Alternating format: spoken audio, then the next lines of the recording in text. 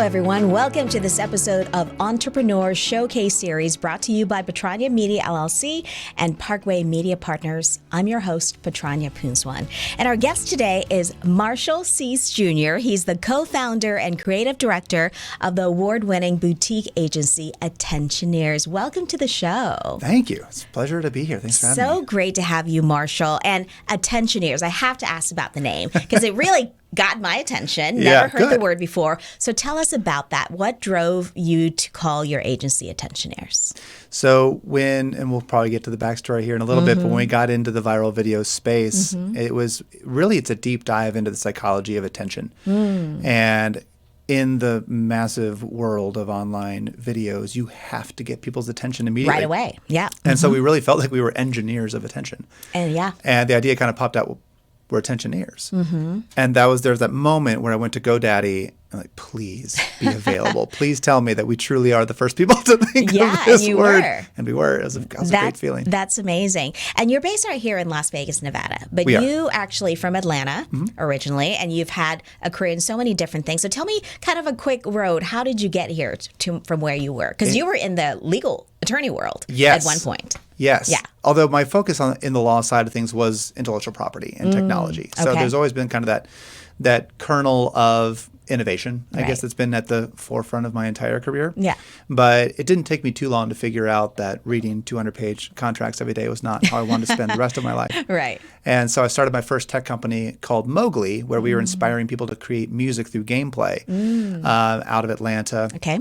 That changed my entire perspective on what it was to have a career, because I didn't realize you could kind of invent your own. Right. That was pretty wild. And so we raised a bunch of capital and released a couple of phenomenal products, and that was a blast. But deep down, the creator in me wanted to pursue music professionally. I'd always done it as my kind of like my professional hobby, but I never put it in the driver's seat.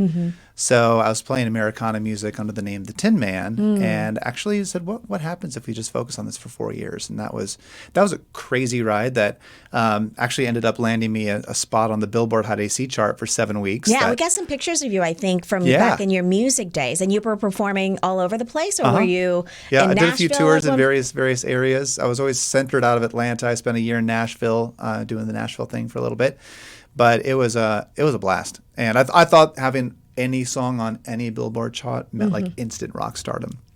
Turns out it doesn't work that way. But I learned a ton. I had a lot of fun. And really it was, storytelling. Music is storytelling. You get down to it. That's been, I think, the core ethos of everything from that point since, and most things before. So was that kind of got you into TikTok in this space, was through music and storytelling through that? Sort of. Yeah. So music led me into the film and TV space, which I felt deeply in love with on the writing and directing side of things. Had some success on small regional film festival circuits. But it was Hillary that first got started on the Your viral video side of things. Yes. My co-founder. And you guys are dating as well. We are. Yes. We're partners in life. Yeah. And, it was, if I'm being honest, hard for me to accept the stuff that was going viral as quote unquote art, because I was coming from this very snobby artist. I make true, deep, emotional, connecting things, and I wasn't on board at first. And it took a while to really see just the mass appeal, the mass impact that these videos could have, that I kind of was like, okay, there's something here, and then started to jump in. It was like, how am I supposed to tell a 2-hour story in a feature film if I can't tell a 3-minute story or a 1-minute story that's going to connect with people and get their attention? So that flipped my life upside down. Yeah. And so you got into the space, started this agency, Attentioneers, right? So you're helping people. Explain a little bit what you do for your clients. So in today's landscape of social media, short form video is king. It's amazing. Ever since the explosion of TikTok, every platform has just been promoting reels or promoting shorts. Yeah. And I think there's just something very easy and bite-sizable. We enjoy seeing and connecting with a more immersive experience like video. And so we love being able to help people crack that code. It's not as simple as just putting up some shiny ad talking about how great your product is. Like short form video is all about connecting with your story, connecting with the story of your customers, and doing that in a way that is kind of scraping off all the polish and just letting that be as raw as possible. And I'm sure when you talk to people, especially clients who have not been in this space before, have not seen their products or their, the industry as much on TikTok, how do you get them over that hump of like, I don't know if I can do this? What do you tell them? So the first thing is I never tell anyone to do anything via TikTok or any type of short form video that they don't want to do. You don't want to dance? Don't dance. Right. You don't think you're funny? Don't feel like you have to be funny. There's so many ways that you can connect, and it's a lot of it. The first part of our process is really understanding what the values of that particular brand is, whether that's an individual person or whether that's a physical product. Right. And then it's understanding what the personality and the voice of that person or that product is. What's true to them, not something that feels manufactured or fabricated, but what's actually real. And once you start to boil that down, then you can start to get into some of the stories that you want to tell and figuring out ways to do that that'll get and keep attention. And, you and Hillary have really worked on these, high-performing videos. So what are the patterns? Like, what makes them high-performing? What are some of the things that you've done that worked? So, and this probably bears mentioning, the way that we were able to kind of go from making videos that were not working. I think we both thought that as content creators from other types of disciplines that we could immediately pick up short form video. It was simple. And it wasn't. It was a totally different beast. So we spent hours, I don't even know how many hours, just watching video after video after video of high performing. We're talking videos with 10 million, 50 million, 100 million, 400 million views. Right. And trying to figure out, is there something that's going on? Right. What's consistent? What's the formula? And we found one. And as soon as we started to kind of distill that, I'll never forget our first video that we shot kind of in line with this new quote unquote formula that we had discovered, more of a blueprint. It did 5 million views. Wow. And then we were like, okay, let's try this again. We did a totally different style of video, same general principles, 10 million views. And that's not to say that every single video will have that type of success, but we've noticed that every successful video has this blueprint behind it. Yeah, and and I know Hillary was a journalist too, and me being journalist, I think what drives a lot of these stories that we do to connect with people is just that emotional connection, right? Absolutely. And I know as a creative director of Attentioneers, that's kind of your core role, is working with these clients to see what is it about their products, about who they are, their brand, that makes that special connection, right? So is that what you aim to do with all your clients? Is that what makes part of the formula, is finding that emotional connection? Yes. Yeah. Yes. So the formula it sounds very simple because we're difficult to implement. Right. But step 1 is grab attention. Step 2 is spark emotion. And step 3 is create a gap. But yes, on sparking emotion, that it's amazing. If you just start to scroll through videos on any platform, TikTok, Instagram, YouTube Shorts, you'll notice what's getting you to feel something versus what's not. And the power when you start to feel something, how much that keeps you involved in the story is really, it's impressive. But you have to do that intentionally. I think a lot of people, when they have a video that just kind of pops off and goes viral seemingly automatically and effortlessly, it's just like anything in life. Sometimes it comes intuitively and it just kind of happens. Right. But it's not until you reverse engineer to understand why it's working that you can replicate it.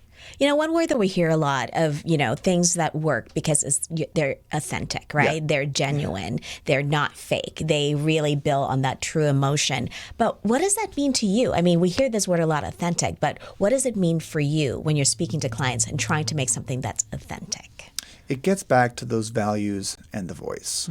So it really does all start with being very clear on what do you or your brand value and how do you talk about that? What is it? Do you talk about it in a playful way? Do you talk about it in more of like that expert authoritative way? And it's going to be mimicking those things that are true to the nature of the person or the brand in the content. So we never divert from those. That is kind of the core rule number 1 of authenticity. Yeah. And, there's so much so much out there, content every day. And I think I heard how many videos do people post a day? About 20 million a day. 20 million. That's just crazy. So to make it stand out, I mean, that's what people want, right? More people to watch and make sure they stay watching. But I'm sure you've seen people make a lot of mistakes as well. So talk about that. What are some of the things that people are doing wrong? Because I'm sure people can learn from this, right? If they're posting video, what are the biggest mistakes that you're seeing people doing out there? One big mistake we see people make is introducing things. This is talk about it in film and TV is like the establishing shot, right? That doesn't exist in short form video. There's no time for it. There's no time for it. Right. You have 1.5 seconds right. to get somebody to give you another 1.5 seconds. It's like, and that's what people, I don't think they understand. It's like once you get their attention for that first second or two, right. It's not that you then automatically get another 10 or 15 seconds. Yeah. This is refreshing itself every second and a half. Huh. And so to really think about how are you engaging them, and you got to drop them right into the action. This would be a movie that opens up and somebody is covered in blood and they're running, right? There's no establishing shot. It's just, okay, I'm feeling something. I'm all feeling the fear of this character who's running for their life. What's going on here? Yeah. And that question, getting the brain to ask that question of what is going on here, it's one of the most powerful questions you can get someone to ask when they're watching content. So getting online. people's attention right away. If you wait too long, they're not going to stick around, right, to watch what you have, even as the most amazing thing that you're putting out there. And doing that authentically is really hard because you can do pattern interrupts all day and just, have a screaming monkey for the first second and a half. You're going to keep people for a minute. But if that has nothing to do with the emotion you're trying to spark, the story you're trying to tell, or the gap you're trying to create, people aren't going to buy into it. And, we talk a lot about TikTok. I mean, that's the platform, right? That's kind of where you're coming from. Is that where you see, is TikTok just going to be this platform forever? I mean, what do you foresee happening with this industry and this trend? I see the short form video trend lasting for a very long time. And I think TikTok was the first, obviously, to hit on this core relatability. There's just something, when people open up TikTok, they know that they're going to feel something. They know that they're going to connect with the content and they're going to see themselves in it. I think that's the key, is people want to see themselves in things. Right.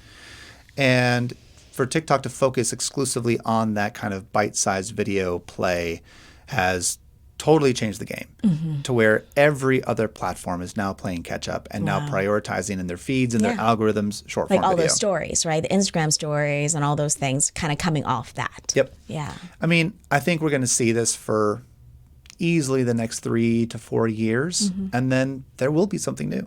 Yeah. Or, maybe we're at the end of the cycle and it's going to loop back around and just simple photos are going to take precedence. Yeah. We try to keep our finger on the pulse of social media, and something that both TikTok does with their TikTok Now, which is based upon the app Be Real, that some people, probably a lot of people, are not familiar with, is this concept of I'm capturing what's happening right now without filters. Yeah. And it's like that layer deeper of authenticity of I'm not even going to try to make up anything. I'm just going to capture what's actually happening. Yeah. So it's interesting to see that as a trend and where that might go. What could that look like a year from now?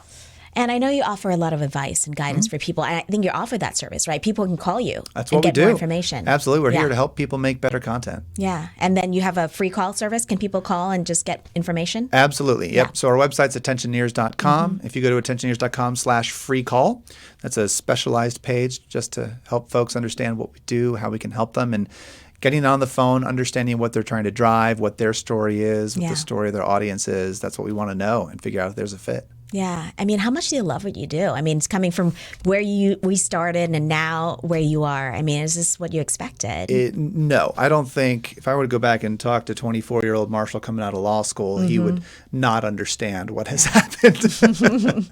But if you look at all the strange things that, has made up my eclectic career, in a weird way, they kind of equal this. Yeah. So, it feels good to be doing something that brings in a lot of different aspects I've created expertise in over the years. Yeah, and a lot of people will be looking to you and Hillary, obviously, for that solution. How do we break that barrier and tell our story in a unique and, like you said, authentic way? Yeah. Awesome. Well, Marshall, good luck to you. Thank you. You're doing great work with Attentioneers. Again, Marshall Seese Jr. is the co-founder and creative director of Attentioneers, based right here in Las Vegas, but you work with clients all over the country. All over the country. And all over the world. And all over the world, yes. As long as we can speak your language or vice versa, we're good to go. Congratulations. Good work. And thank you so much for being here today. Thanks. And thank you for watching Entrepreneur Showcase Series, and we'll see you next time.